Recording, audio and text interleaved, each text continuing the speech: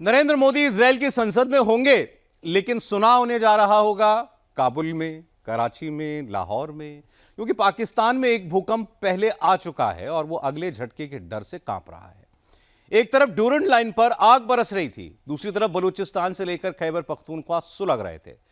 बड़ी बात यह है कि यह आग आज पंजाब भी पहुंच गई, पाकिस्तान का पंजाब। 24 घंटे में 5 बड़े हमले हुए। ना पेशावर में कोई सुरक्षित रह गया है, ना क्वेटा में, ना रावलपिंडी में, और इस्लामाबाद तो पहले से ही टारगेट पर है।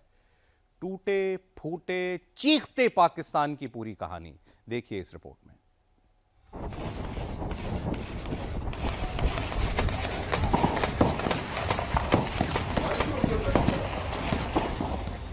ऐसी आतिशबाजी मुनीर ने इससे पहले ऑपरेशन सिंदूर में देखी थी। वही नजारा अफगानियों ने मंगल की रात दोबारा दिखा दिया।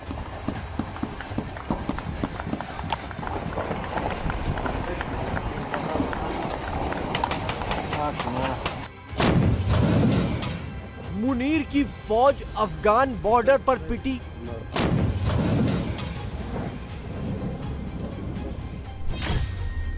मुनीर की फौज बलोचिस्तान में छलनी हुई।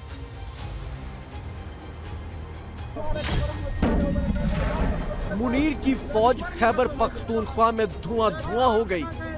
लेकिन बारूद अब मुनीर के हेडक्वार्टर के बहुत नजदीक तक दस्तक देने लगा है।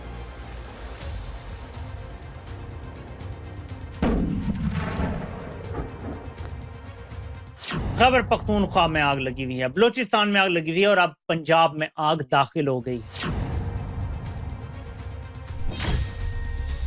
मुनीर घर में मार खा रहा, मोदी मोदी चिल्ला रहा। आप तहरीक तालिबान के बयानात उठा के देख लें, आप बीएलए के बयानात उठा के देख लें, आप नरेंद्र मोदी के बयानात उठा के देख लें, आपको हर तरफ से पाकिस्तान की फौज के ऊपर वैसे ही हमले होते हुए नजर आएंगे। पाकिस्तान का टुकड़े टुकड़े अंजाम। एक माइंडसेट है जिन्होंने 78 साल से इस मुल्क पर कब्जा किया हुआ है। हमारी असली लड़ाई मिलिट्री एस्टेब्लिशमेंट से है,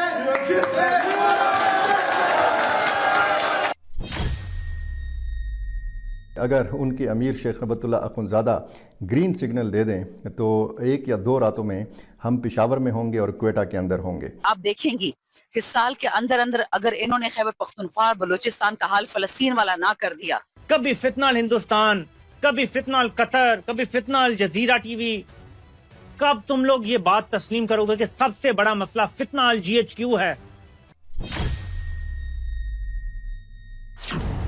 48 घंटे के भीतर पाकिस्तान पर 5 भीषण हमले हुए हैं। ड्यूरंट लाइन पर अफगानों ने जंग छेड़ दी है।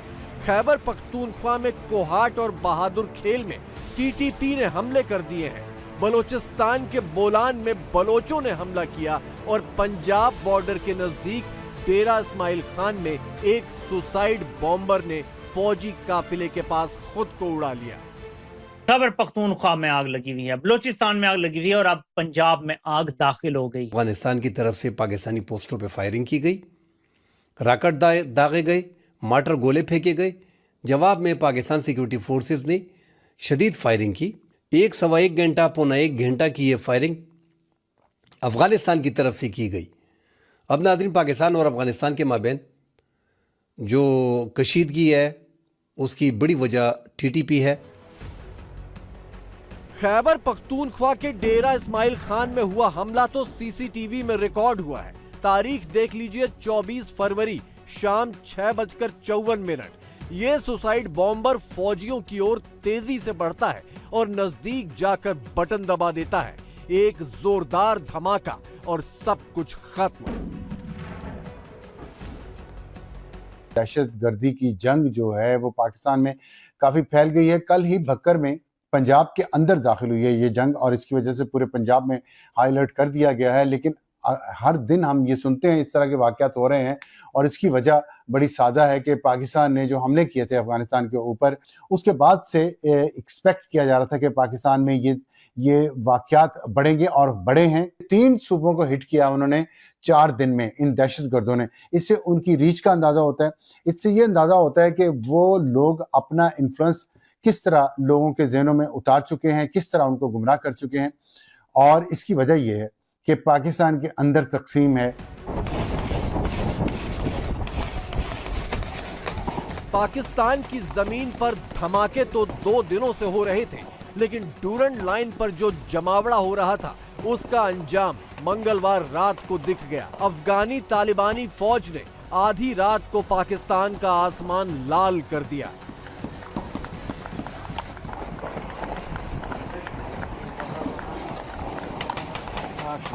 वहाँ पे एक ऐसी सरगर्मी देखी जा रही है, ऐसे लग रहा है कि जैसे फुल स्केल जंग की तैयारियां हो रही हों। अफ़गान जो अहदेदार हैं उन्होंने यहाँ तक कह दिया है कि अगर उनके अमीर शेख रबतुल्लाह अख़ुंज़ादा ग्रीन सिग्नल दे दें तो 1 या 2 रातों में हम पेशावर में होंगे और क्वेटा के अंदर होंगे। अफ़गान तालिबान के रुकन ने तो यहाँ तक कहा कि पाकिस्तान के अंदर हमारे लोग मौजूद हैं, और ये भी उन्होंने कहा कि हमारे पास ऐसे ख़ुदकुश बमबारों का ग्रुप मौजूद है कि हम जो है मुकाबला कर सकते हैं गैर मुस्लिम ममालिक। जनरल मुनीर दरअसल 2 नस्लों के बीच फंस गया है। बलोचिस्तान में बलोच हैं जो किसी सूरत पाकिस्तान को अपना नहीं मानते। खैबर पख्तूनख्वा में पश्तून पठान हैं जो किसी हालत पाकिस्तान को अपना नहीं मानते। और डूरंड लाइन के दूसरी तरफ यानी अफगानिस्तान में भी पश्तून पठान हैं जो अब पाकिस्तान को अपना दुश्मन मानने लगे हैं। आप देखेंगी कि साल के अंदर अंदर अगर इन्होंने खैबर पख्तूनख्वा बलूचिस्तान का हाल फलस्तीन वाला ना कर दिया, नॉर्थ पंजाब, सिंध, गिलगित बल्तिस्तान, उनको तो खैर पहले से ही पता था, बलूचिस्तान को भी पता था, AJK को पता चल गया कि 78 साल से खैबर पख्तूनख्वा के खून से होली खेल रहे मादनियात के लिए कि पाकिस्तान के फौजी को शहीद करना है, पाकिस्तान का खून बहाना है, पाकिस्तान की पुलिस को शहीद करना है ताकि अमेरिका और यूरोप की बादशाहत कायम रहे। पाकिस्तान में पैदा हुए पाकिस्तान के पठान TTP के लड़ाके चुन चुन कर फौजी गाड़ियों और ठिकानों को निशाना बना रहे हैं। मुनीर ने जब अफगानिस्तान में हवाई हमले किए तो उसका जवाब पाकिस्तान के अपने पश्तून पठान दे रहे हैं और मुनीर की फौज को नापाक घोषित करके बदला लेने का ऐलान कर रहे हैं। तहरीक तालिबान पाकिस्तान की तरफ से जो दहशतगर्दी के वाक़यात के नतीजे में पाकिस्तान ने रद्द-ए-अमल दिया, उसकी प्रेस रिलीज़ का एक हिस्सा दिखाना चाहता हूँ, जिसके अंदर वो वाज़ेह अंदाज से टारगेट कर रहे हैं पाकिस्तान की फ़ौज को और पाकिस्तान के सिक्योरिटी के इदारों को। आप तहरीक तालिबान के बयानात उठा के देख लें, आप BLA के बयानात उठा के देख लें, आप नरेंद्र मोदी के बयानात उठा के देख लें, आपको हर तरफ से पाकिस्तान की फ़ौज के ऊपर वैसे ही हमले होते हुए नजर आएंगे जैसे सुहेल अफरीदी साहब ने कमरे के अंदर खड़े होकर कैमरों के सामने ये हमला किया। आपका अपना चीफ मिनिस्टर लोगों के सामने खड़े होकर वाज़ेह अंदाज से कहता है कि हमारी लड़ाई पाकिस्तान की मिलिट्री और इस्टेब्लिशमेंट के साथ है, और साथ ही नारे लगवाता है और साथ ही एक फोर्स भी तैयार कर रहा है। तो इशारे बड़े वाज़ेह हैं।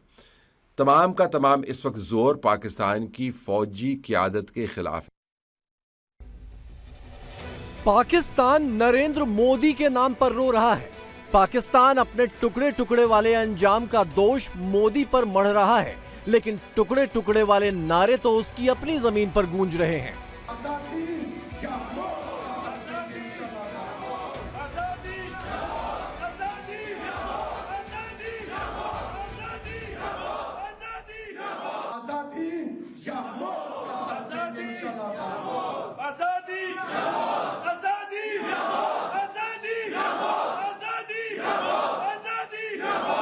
बलोच और TTP के लड़ाके तो अपनी जगह, खैबर पख्तूनख्वा का आम पठान नेता और खुद चीफ मिनिस्टर मुनीर को अपना सबसे बड़ा दुश्मन घोषित कर चुके हैं। एक माइंडसेट है जिन्होंने 78 साल से इस मुल्क पर कब्जा किया हुआ है, जो अपने आप को ताकतवर समझते हैं और हमेशा कहते हैं कि हमारा सियासत से कोई लेना देना नहीं है और हमेशा सियासत करते हैं और हम हाथ पर हाथ धरे बैठे रहें, ऐसा नहीं हो सकता, नहीं होगा। ऐसा मजीद हम नहीं होने देंगे। हमारी असली लड़ाई मिलिट्री एस्टेब्लिशमेंट से है,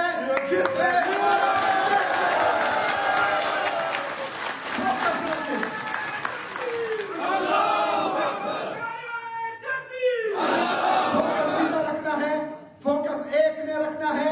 हमारा मुकाबला सिर्फ उससे है जिसने मेरे लीडर ने रखा है जनाब इमरान अहमद खान नियाजी को नाहक कैद किया हुआ है। ठीक खैबर पख्तूनख्वा वाली हालत बलोचिस्तान में भी है। बीएलए के लड़ाके तो फौज को मार ही रहे हैं। आम बलोच महिलाएं भी सड़कों पर उतरकर मुनीर को चुनौती दे रही हैं कि तुम जितना मारोगे हम उतना बाहर निकलेंगे। अफगानिस्तान की तरफ से पाकिस्तान के अंदर अटैक होते हैं, इस्लामाबाद के अंदर, बाजौर के अंदर, बन्नू के अंदर, आपने देखा। इसकी वजह क्या समझते, क्यों आपस में लड़ रही है दोनों? पब्लिक तो अभी मैं क्या बोलूँ यार, किसको जिम्मेदार समझती है आपको भी पता है। आप बताएं ना किसको। मैं बोलूँगा, मैं धलिया जाऊँगा, फायदा कुछ नहीं है। बता दें कौन किसका बोल रहा है। जाऊँगा, बोलूँगा धलिया जाऊँगा।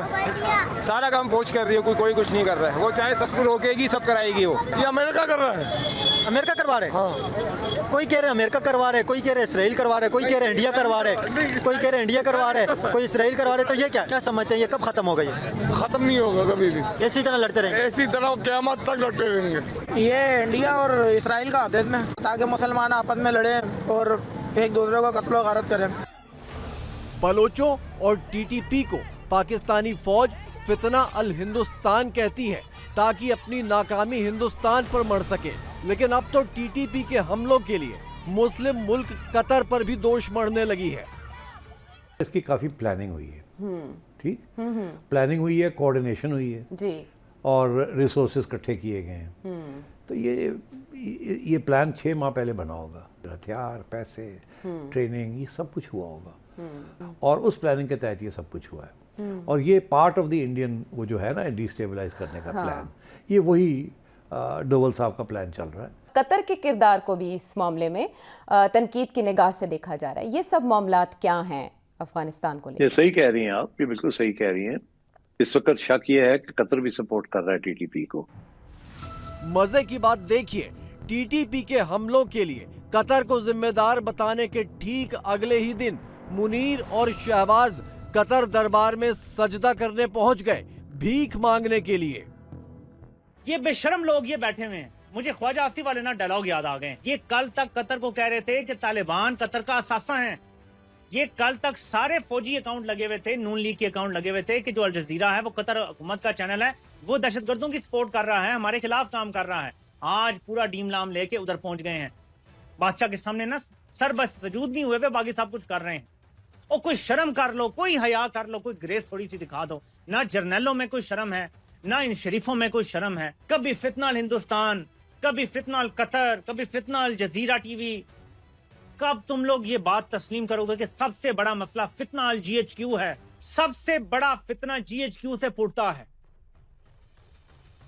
और उसके ऊपर जो बैठा हुआ शख्स है इस टाइम, वो पाकिस्तान क्या दुनिया के टॉप के फितनों में से एक।